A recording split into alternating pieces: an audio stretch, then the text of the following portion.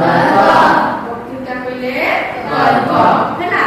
এই যে অধিবেশনର তুমি করিবা কথা ও বক্তৃতার উদ্দেশ্য কোন লাগছে তমনে ইয়ার উদ্দেশ্য হচ্ছে তম ভিতরে থিবা আত্মগুণ বিকাশ বৃদ্ধি পাইব ହେଲା কোন পাইব আত্মগুণ বিকাশ বৃদ্ধি হবা সহিত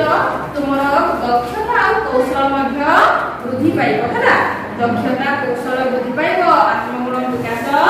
তাহলে আমি অধিবেশনটো খেল মাধ্যমରେ নয়া আরম্ভ করিবা অভিযান না আজ্ঞা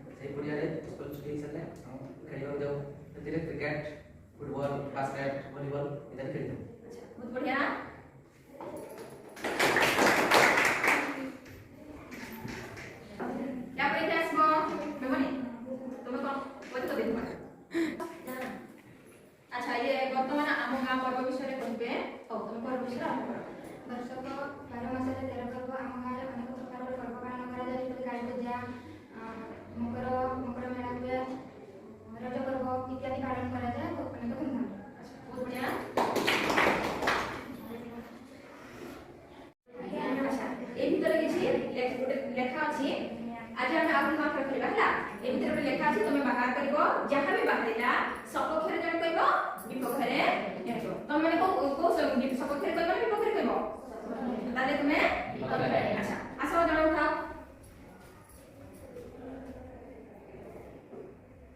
ବାହାରିଲା କଣ ମୋବାଇଲ ଫୋନ ତାହେଲେ ସପକ୍ଷରେ କିଏ କହିବ କହିଥିଲ ସପକ୍ଷରେ ତୁମେ ବିପକ୍ଷରେ ମୋବାଇଲ ଫୋନ ସପକ୍ଷରେ ତମ ଜଣ ପ୍ରଥମ କୁହ କିଏ କହିବ କାହିଁକି କୁହ ମୋବାଇଲ ଆସିବା ଦ୍ୱାରା ଅଧିକ ଦୂରରୁ ଖବରଟି ଆମେ ଯଦି